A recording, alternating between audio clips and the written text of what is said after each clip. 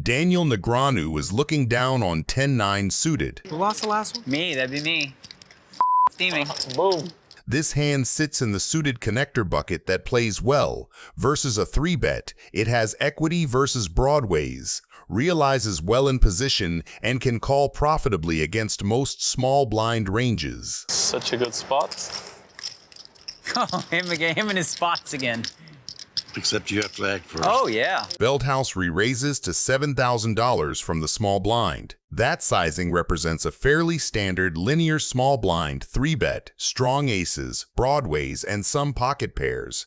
When Negreanu calls, his range keeps most suited connectors, suited broadways, medium pairs, and a few slow plays. Importantly, he retains position and stack to pot depth for post-flop maneuvering. Texture advantage is mixed. The small blind has all over pairs and more ace-10 offsuit. The caller has more 4s and 10x suited. Veldhouse continuation bets 11,500 with ace-queen of diamonds. I love the 6-spot speech. That was the best part of this hand. It's fun. 11. Huh? That's a good level, huh? It was good. 6-spot, boom, raise, da-da-da. That bet targets folds from unpaired high cards and protects overpairs, while keeping bluffs like 2 overcards with backdoors. Negreanu's call with top pair and excellent runout potential keeps his range uncapped. From Veldhouse's seat, once called, Negreanu's range condenses around 4s, 10s, pocket pairs like jacks through 7s, and sticky backdoors. This is a pivotal card, because trips remain the nuts, and gives Negreanu a valuable backdoor flush draw. Check-check makes sense for both. Veldhouse's ace-queen has little fold equity versus 4s and 10s, and hates getting check-raised. Negreanu's check protects his flop call range, keeps bluffs in, and realizes 2 clean ways to improve, clubs and 9. Negreanu improves to 2-pair, 10s and 9s, while Veldhouse remains with ace-high. From a range view, the river shifts blocker dynamics. Negreanu's line contains more 9x, while Veldhouse remains with ace-high. I'm all in. So you're saying I made a good check on the turn? Is that what you're claiming? Such level. I mean, you know more about my game than anyone, so is that enough to make the difference for me? I would have felt better if I just bet the turn, you raised, and then I called. That would have been more fun. Fire on the river. Are you hoping that I'm going to play good here? I'm so confused. Daniel calls, and for a change, sees some good news at Showdown. Maria Ho is looking down on King 9 suited. She limps the button, which already tells you her plan to keep ranges wide and let him put himself in a bad position post-flop. Ike makes it 230K from the blind. That's classic heads-up logic. Punish the limp, isolate, take control with position post-flop. The problem is, Maria's hand actually plays great versus that sizing, and her call means Ike is now in the blender with a weak, dominated hand in a bloated pot. This flop is basically nightmare equity mapping for Ike. He flops trips if he's Maria, but he's not Maria, she is. He just pairs his 6. With that texture, from Ike's perspective, he's going to get called by worse a lot if he bets, and he's also repping strong, so he continuation bets 175K. That C-bet with middle pair is him kind of value protecting and denying equity versus overcards. Maria just calls. She doesn't raise, and that flat is so evil. If she raises the flop, Ike can sometimes hero fold hands and avoid lighting the rest of the clip on fire. By just calling, she keeps in literally everything he can keep barreling with. He shuts down. He checks. That check is him saying, okay, maybe I don't need to blast with just a 6 here. Let's control. Maria bets 310K into that check. That sizing is nasty because it forces Ike to start making real decisions with a bluff catcher, and it continues the story that she could just be stabbing after he gave up on the king. From Ike's point of view, her line still looks super wide. She can absolutely be floating with air and now trying to win it. So Ike calls. The river pairs the 6. That is the cruel part. Ike goes from, I have 2 pair, I'm bluff catching, to wait, I've got a full house now, 6 is full of 9s. I actually beat random bluffs and counterfeited 9s that didn't improve. His hand upgrades in his mind. He checks, planning to catch, and Maria just rips it in. And she shoves on Ike! I want to make a really big fold here. I think you have it. 5 seconds. Yeah, okay, time to look either real smart or real dumb. Ugh, that was gross. You and him have endless trunks of money. He's a school teacher. Helmut kicks things off with ace-5 offsuit. He is raised to $1,000, but he's up against Fishman with king-queen suited, who's a math teacher known for making razor-sharp, calculated plays. I don't win very many pots from this spot, so. Fishman calls. Williams calls. Deuce, jack, ace, 2 clubs, action flop. This looks like a fun board. Williams checks instantly and Helmut checks behind him, but Fishman isn't waiting around. He fires out $3,000 into the pot, repping strength and leaning on that nut flush draw. Helmuth raises.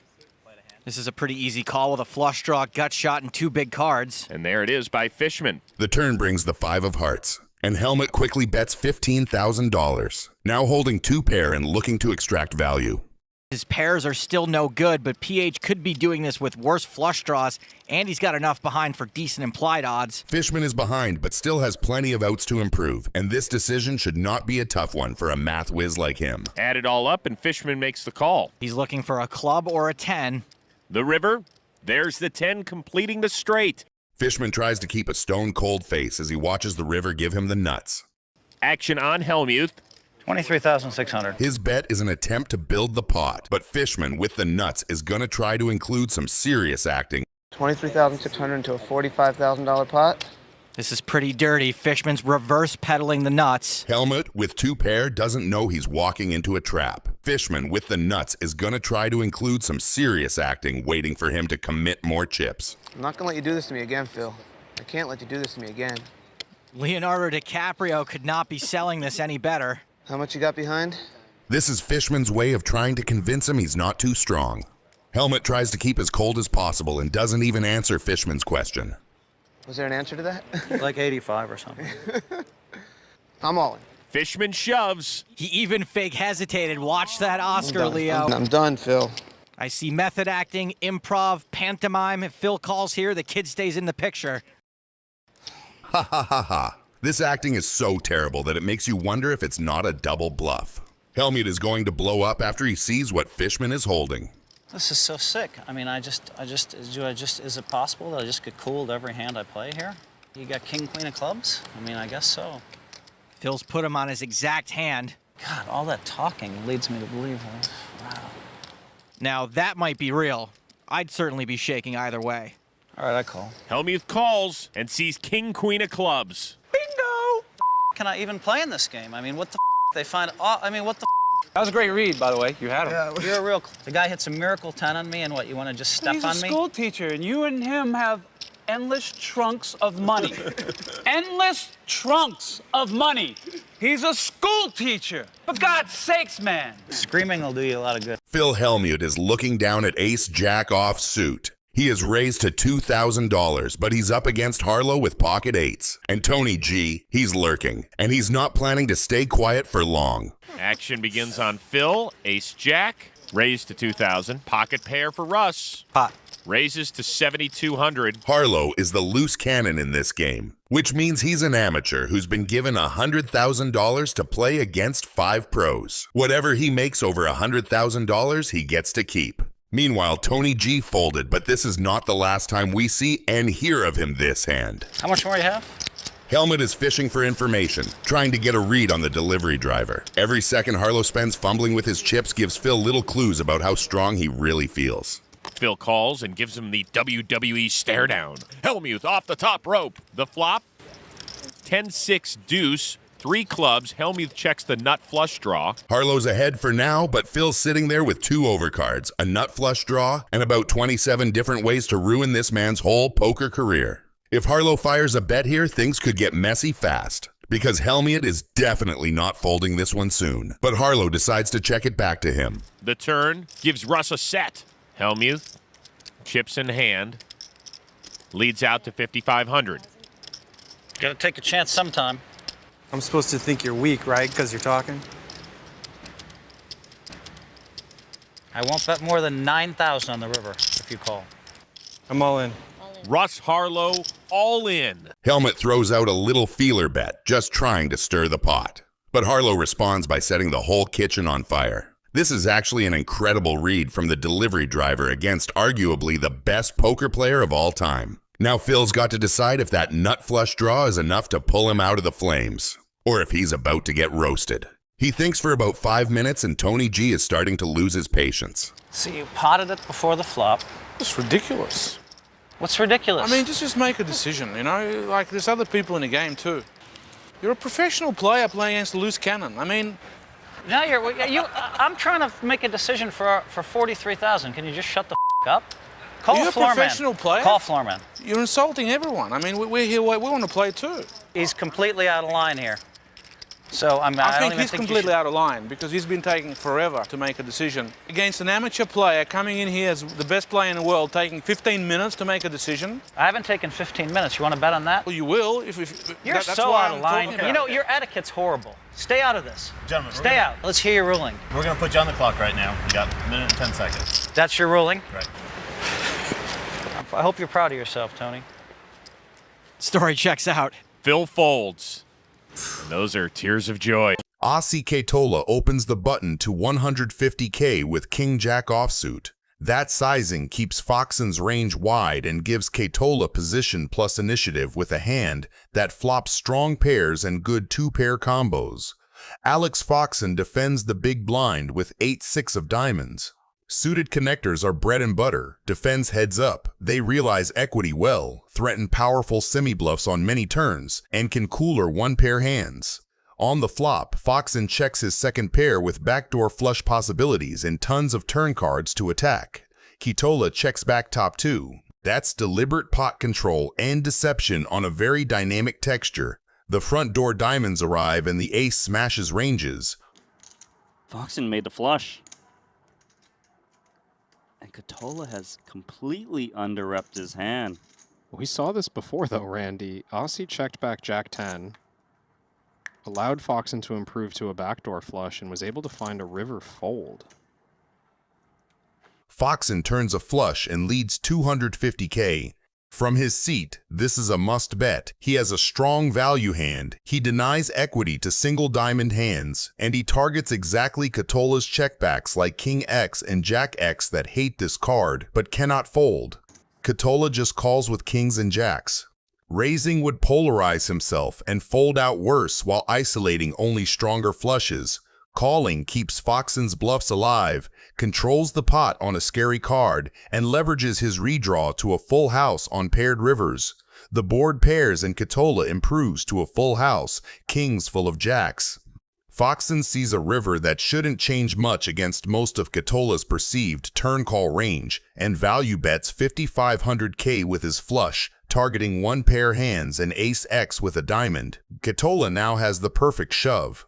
Jamming for roughly 6.1 million applies maximum pressure to every non-boat hand, credibly represents exactly what he has, and captures value from any flush that decides it is too high up to fold heads up. If Foxen calls here, it's just over. He'll be down $6 million, and I don't see how he can fold.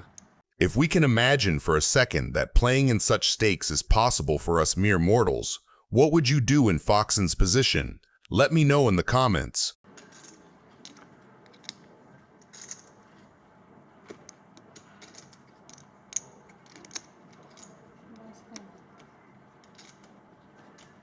Call.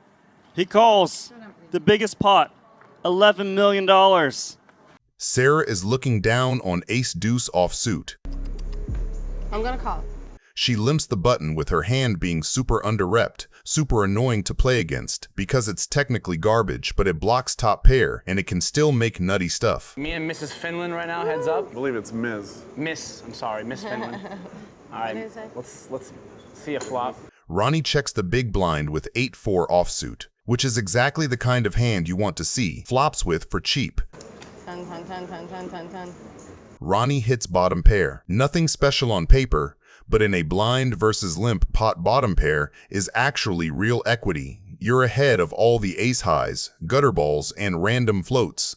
He leads 15K, and that lead is important. He's saying, I have something, I'm not just surrendering. You have something? Yes, I do. I believe you. I believe you. She instantly bumps it to 30K. That raise is pressure, not value. She's repping Queen X and basically saying, you don't get to name the price, I do.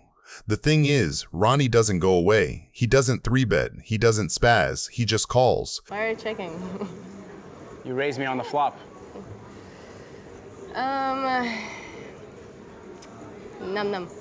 Ronnie just improved from, I kind of have a hand, to, I actually have a monster for this line. Trips in a limped pot is huge because, again, she's never putting him on 8-4. Ronnie checks, which is smart. He wants Sarah to keep telling her queen's story. She obliges by firing 55K. From her point of view, this is perfect. She thinks she already took control on the flop, so she keeps the narrative going. I raised you. You just called. You check turn. I'm still ahead. Ronnie now springs the trap and check raises to 155K. That's him basically saying, okay, I've got it. Time to pay full price. 255. She re-raises. What? Against a lot of players, this ends the hand. People hate facing turn check raises because that's usually the I'm not bluffing anymore line. But Sarah does something that tells you how serious she is. Really, huh? 255,000.